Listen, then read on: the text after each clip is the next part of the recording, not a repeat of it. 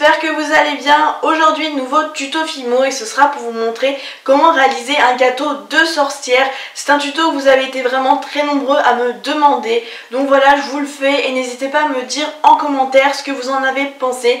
Et je vous laisse avec la vidéo, c'est parti. Pour le matériel, il va vous falloir de la Fimo chocolat, noir, rouge, orange, verte, 3 ou 4 porte-pièces, donc moi je vais en prendre 4 même si vous n'en avez que 3, un outil tool, du vernis, de la colle, de la peinture à vitrail, du bois, une lame, un petit outil avec des pics, un coton-tige et une breloque que j'ai oublié de vous montrer. En premier à prendre de la Fimo orange, il faudra faire la même chose avec le noir mais je vous montre juste pour la orange.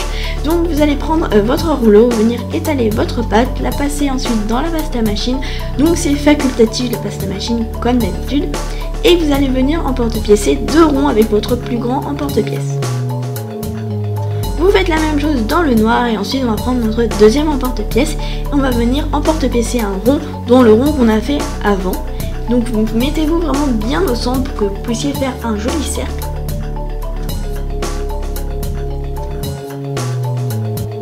Et ensuite on continue avec le troisième, donc pareil on vient emporte-piécer et on fait ça pour tous les cercles. Donc soit vous arrêtez à 3, soit vous en faites un quatrième comme moi j'ai fait, vous faites vraiment comme vous voulez, mais juste avec 4 ça fait plus joli, mais après je peux comprendre qu'on n'ait que 3 emporte-pièces.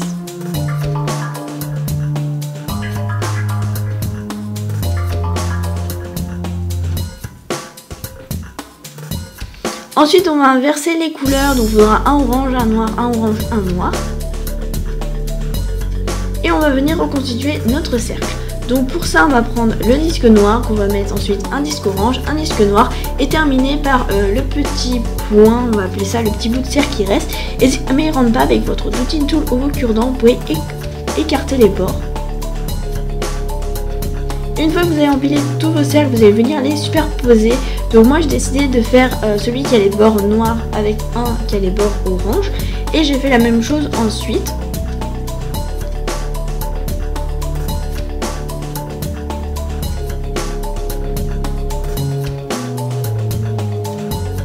Et entre les deux j'ai mis un cercle de rouge donc pour faire du coulis, mais vous n'êtes pas obligé, vous pouvez laisser votre damier comme ça, donc vous faites vraiment comme vous voulez.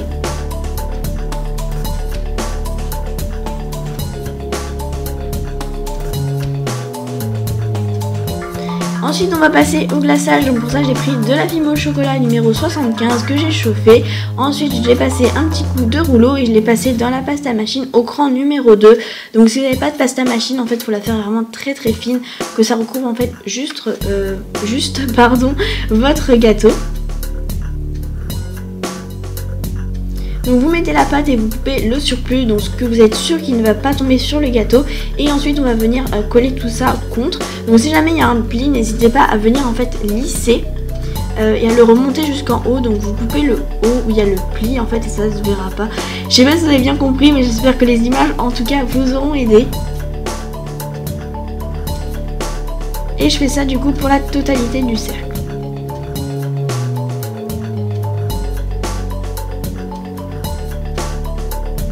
Ensuite on vient couper une part plutôt, pourquoi une seconde part je ne sais pas. Donc on vient couper une part, moi je l'ai fait assez quand même grosse parce que je voulais qu'on voie bien le damier qu'il y avait à l'intérieur. Vous pouvez bien sûr la faire plus petit, vous faites vraiment comme vous voulez.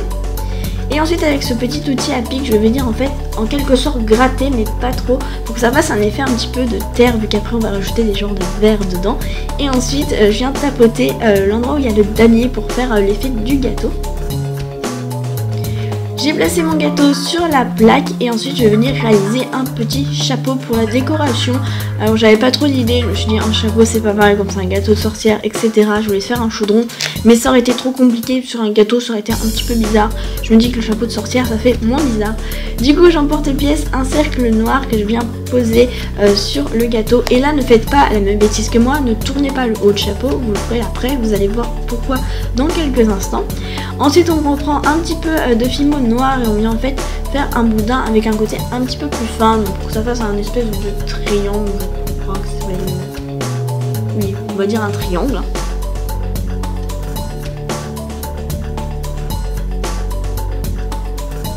Donc vous venez l'ajuster au fur et à mesure, donc s'il est trop grand vous le rétrécissez un petit peu, vous vous n'hésitez pas à couper un petit peu de pâte ou sinon à en remettre, tout dépend.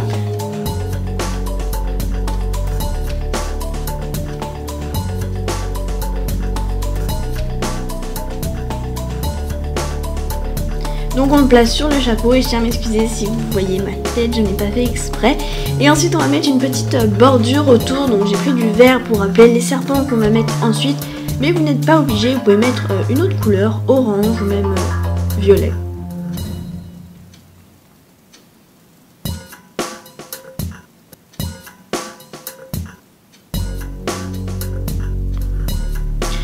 Donc là c'est pour ça qu'il ne fallait pas replier le chapeau parce qu'en fait on veut mettre cette petite bande tout autour et je vous conseille de la commencer dans le coin où en fait on va rabattre le chapeau vu que ça va pas se voir comme ça et ça sera vraiment plus joli. Donc on la met tout autour, on coupe le surplus et on finit de rabattre du coup le chapeau par dessus. Ensuite on va venir placer nos petits serpentins qui font des verres. Donc en fait vous allez venir faire un trou avec votre dotting tool, donc au cure-dent ou dotting tool comme vous voulez, ça marche très bien avec le cure-dent. On va enfoncer un petit peu notre boudin dedans, ou plutôt notre serpentin, et on va venir en fait faire comme si c'était un serpent ou un ver plutôt, parce que un serpent serait un peu gros, qui serait rentré dedans, et on met tout ça 30 minutes à 110 degrés au four. Une fois que ça a bien cuit, on vient les placer sur notre plaque. Donc vous voyez qu'il y a un bout du petit serpentin que j'ai coupé, donc pour faire comme si on avait coupé ce petit verre. Je viens coller donc mon gâteau avec de la colle liquide. Vous prenez n'importe quel type de colle, ça colle très bien, sauf de la colle en bâton, mais ça paraît logique.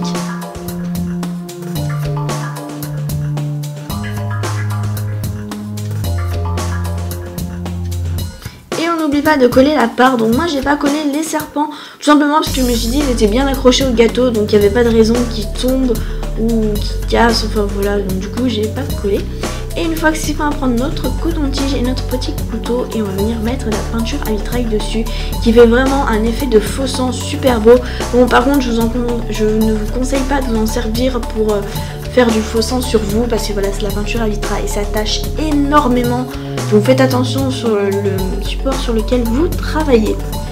Donc j'ai mis mon petit couteau et ensuite je suis venue mettre plein de sang un petit peu partout et j'en ai mis notamment aux endroits où en fait le serpentin rentre dans le gâteau, comme si un peu ce gâteau était vivant et qu'il perdait son sang. Enfin voilà, on peut imaginer plein de trucs, c'est Halloween.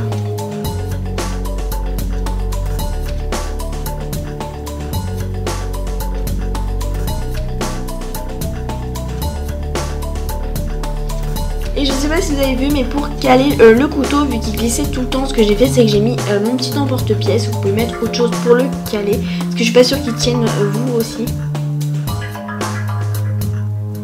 Et j'ai trouvé une dernière technique pour appliquer le sang. Donc en fait vous prenez un petit chiffon comme ceci et vous venez tapoter, ça fait vraiment du faux sang, un petit peu étalé n'importe comment. Et j'ai terminé par vernir mon chapeau et les petits verres pour rendre un effet plus réaliste. Et donc voilà, je trouve vraiment ce gâteau très très beau pour Halloween et très dégoûtant en même temps.